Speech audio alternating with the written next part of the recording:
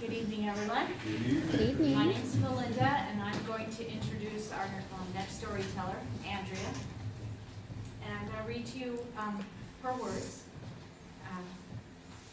So Andrea has spent the last 17 years at the bedside of people facing the reality of their own death. She began working as a certified nurse assistant in hospice at the age of 17. In the last 17 years, she has worked in various roles as a registered nurse in the fields of oncology, bone marrow transplant, and hospice. During her career, she spent 6 of those years as a traveling nurse, living and working in different cities all around the country. Andrea has been at the bedside of thousands of people, coaching, mentoring, and guiding them through the dying process. Working with the dying has motivated Andrea to live an authentic life, a life that she loves. In addition to nursing part-time, now she runs her own spiritual healing and teaching practice. She told me her call, her sense of purpose, is to coach and mentor others in transforming their lives into lives of authenticity and bravery.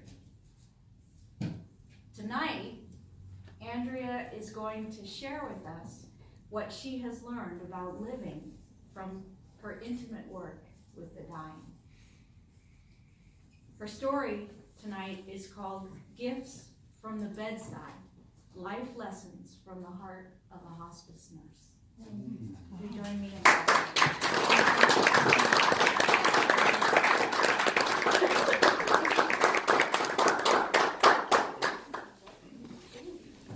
Hi. I'm so grateful for all of you coming out tonight. And I'd like to just start by taking a deep breath, if that's okay. So, it's kind of more for me than it is for you, honestly. But I think we can all use it to kind of get on the same page. So if you would just close your eyes with me and just find a center in your heart. Take a deep breath in through your nose. And exhale slowly out through your mouth. Okay, thank you. Thank you for that beautiful introduction. And I really enjoyed getting to know you during this process. We have so much in common. I have spent a long time working with the dying, and I feel so grateful that that is my calling and that that's where God has put me in my life. I've been at the bedside of people of all different ages dying. I've taken care of babies born with brains, just only a brainstem, helping their family deal and cope with the loss of their child. I've been with teenagers and young adults. I've been with old people, and I've worked with almost every disease you could possibly imagine, helping people through that transition. Lung cancer, all kinds of cancer, communicable diseases, you name it, Alzheimer's. And every death is completely unique and different. And it's unique and different in the way that we live our lives. I've noticed a strong correlation in the way that we live and the way that we die. There's a saying that when people get older, they become more of what they once were. And I find that to be really true in my work. Like little old ladies who are sweet little old ladies have always been really kind and amazing. And the little old ladies who get mean and ornery have always kind of been mean and ornery. So really, like, the way you live your life kind of determines how your old age is and how you're gonna die. And now I know death, right? Some of you, I felt you go, oh, this is death, this is heavy. And it is. But I promise that I'm gonna keep it light. And I'm gonna bring you some joy throughout this journey. And I'm not going to focus on all the negative things that I've been at the bedside, because I have been, and I have learned a lot from the negative experiences that I've had from people who have lived their lives in a difficult way, in a way that is really traumatic, and have witnessed a lot of traumatic deaths. But I believe that you focus what you focus on is actually what you get in your life. So instead of focusing on how not to live your life, I want to focus on a beautiful and positive story to share with you how, you should live your life, and from a story of one of my patients. 3 years ago, maybe 4, I was working in San Diego as a home hospice nurse, and that's where you drive around to people's houses and you go visit them. I usually would see 5 to 6 patients or so in a day, depending on the day. And I had one of the most beautiful patients. Her name was Kamiko, and she was an 89-year-old Japanese woman, and I learned so much about life from her. I absolutely loved going to her house because it was up on a hill overlooking the ocean in San Diego. And oh my gosh, you guys, when I would drive there, I just had so much joy knowing that I would get to go be with her. You pull up to her house, and it looks like a fairy should live there because it's painted all green, and there's all these shrubs and bushes in the front, and the lawn was like just manicured perfectly. And all the shrubs were done in that Japanese style, that like, I don't know what they call it, like Bodhi tree kind of style. And they were all just trimmed and gorgeous, like perfect edges. So every time I went there, I just felt this magic about the place. And that magic didn't stop at the front door. That magic was because Kamiko created that home, and she created her life in that home. And that was her energy, that was her spirit, and that was her joy that I was feeling going into the home. I got the joy of being her hospice nurse for over a year, and I would see her 1 to 3 times a week through that entire year. And Kamiko lived alone. That proved to be a really interesting challenge for me. Number one, because I had to learn how to surrender to God and to my faith that she would be okay. And instead of being constantly worrying about her, I knew that if I constantly worried about her, that my worries would be put on her and would manifest. And I don't know what I played in this part, but there was one step in her house that really had me concerned. And I even put like yellow tape on it so that she would see it, in her moments of senility or where she wasn't really like with it. And she tripped on it one day, and she fell and hit her head, but she was so independent and stubborn. She didn't do anything till the next morning when she called the fire department because she was able to crawl over to the phone. They came and picked her up off the floor and then called me. I went out to visit her right after that, and she was really open to energy work, which is what I do now in my practice. So I did some hands-on healing with her, and that woman just bounced back. And she did that over and over and over throughout the year. She had lung cancer, which was with metastases to her brain. So that's another reason why I was so concerned, because of the dizziness and the potential for falling and, So she taught me how to surrender that and to trust in her and trust in God that whatever outcome would be the best outcome from her. So she had a lockbox on her door that I would key in, so I didn't have to have a key and I could just come in and visit. She was one of the most flexible patients I've ever had. A lot of people get a little anal about their schedule, and they'll say you have to show up at this time on this day and blah blah blah blah blah. And it's kind of hard as a hospice nurse because you go into one patient and it could be a lot longer visit than you expect. So I really appreciated the flexibility about her. So I never scheduled my visits. I would just show up at her house and see what happened on the days that I knew she wasn't out at church or doing something else. So one day, I walk into her house and I couldn't find her. And I'm like, where is she? And I hear this weird chanting, this music coming from the back room. And so I went to go check and see what it was. And she was in there chanting her prayers. She was a Soga-kai Buddhist, and she chanted prayers for healing for the planet, for herself, for her family, for humanity, multiple times a day. And without skipping a beat, she pulled me in and sat me down on the bench next to her. And she gave me this book with this little, thing. That was her chant. And she handed it to me and she said, okay, follow along with me. And I'm like, okay, cool. And I just felt so blessed to be invited into her spiritual practice and for her to take the time to help me learn how to understand the words And from that visit on, this became our routine, that we would chant our prayers together. Just another beautiful thing about her is that she loved to garden. And in her backyard was, I called it just the fairy house, all the fairies in the backyard. It was so fun. We would then go outside and I would clip her fresh vegetables for her, the ones that were ready to be harvested. And she would walk out and kind of boss me around from the back. Oh, you didn't clip that right, clip it over here, you know. But she was so generous too. I could never get out of her house without carrying a giant bag of fresh vegetables or some homemade sushi that she had made the night before. Kamiko was amazing and beautiful and joyful and loved everyone in her life the way that you would love your sister or your mother or your father. By the end of the year that I spent with her, I really felt like I was her granddaughter. And it was such a special place to be in, to walk with her in that last year of her life. As a hospice nurse, I go into any relationship knowing how it's going to end. And I open my heart and I'm completely vulnerable. And I do share my emotions and my love with my patients. I have heard time and time again from other nurses and from my managers and supervisors that I'm too open, that I care too much. And I just call BS on that. Because how can you walk with someone in that time in their life and really truly love them through the dying process without being emotionally connected? So that's a whole nother speech. That gets me fired up. Walking with someone in the last year of their life is so transformative for me, not only for me, but for them.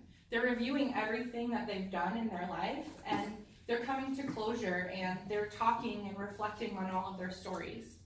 And not all patients, right? That's not always a good process. But with Kamiko, it was amazing. She had this love for her community and for her created family. And she went through a lot of trauma in her early life. So she was from Japan, and she had two sisters who, when they were 20 years old, both were murdered. Her father owned a giant gem and crystal mine in Japan. And when she fell in love with a guy from the Navy, which is how she ended up in San Diego, which I loved hearing the stories of their love. It just made me be like, oh, I'm holding out for that. That's the kind of relationship that I want. She fell in love, got married, moved to the United States, and then her father disowned her. And then her husband got called back out to war, and he got killed when their daughter was 3 years old. I'm still not done, so just take a deep breath if you need to. When her daughter was 9, she ended up drowning in a neighbor's pool. So this is a woman who had every reason to have a meltdown, to have an addiction, to be a hot mess, but she never did. And it was her faith and her love and her ability to create a new family and a new community that could accept her. That's what gave her the strength to survive. Going through those moments with her, that gave me the strength to know that I too, and you all too, can overcome your tragedies and your traumas to transform them into something beautiful. I really would like to just share the words of the chant that we did together with you guys. And I wrote this down just because I want to honor it, and I knew that I couldn't say that perfectly. So the words to the chant that we prayed together were Nam Myoho Renge Kyo. That is a vow or an expression of determination to embrace and manifest your Buddha nature. The chant allows your faith to transform your delusions of suffering, even in the most difficult and unhappy of circumstances, into a life of supreme happiness. It's amazing. And she, in our moments on the bench together, as she taught me her beautiful chants, she would help me through the processes in my life that I was going through. And she gave me more healing for sure than I gave her. It was a beautiful relationship that we cultivated, and those are the types of patients, those are the reasons that I do the work I do, and I step into the depth and the deep places that I do, because there is so much love to be found.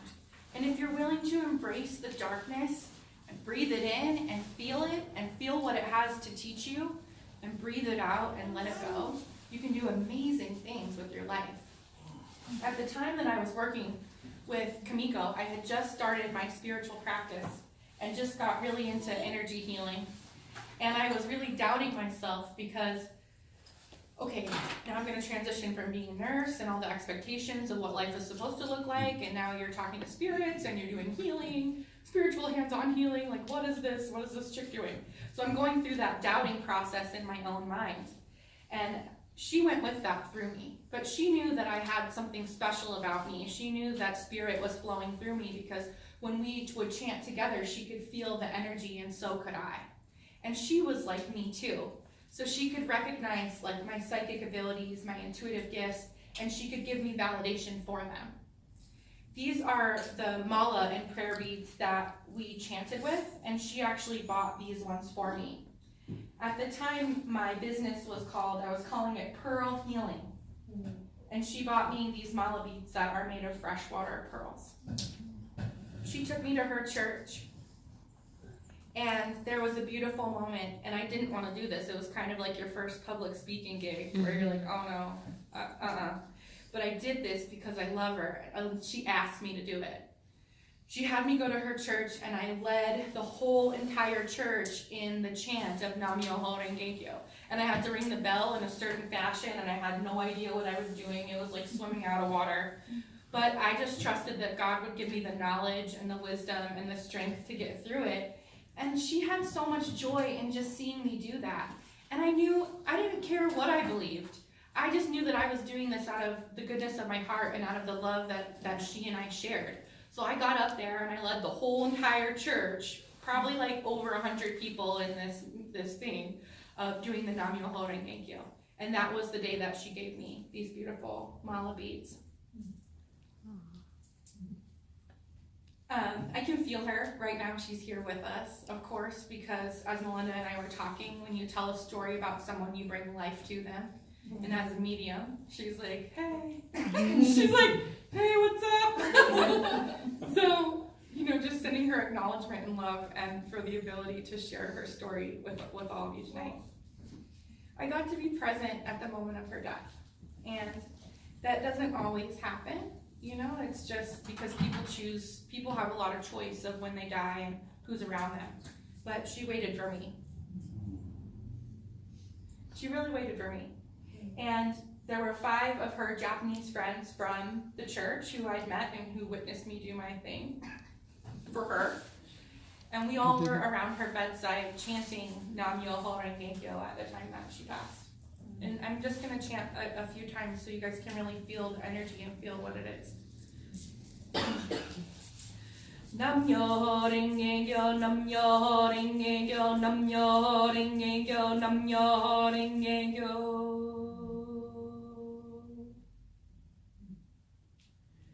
It was the most peaceful passing that I have ever witnessed.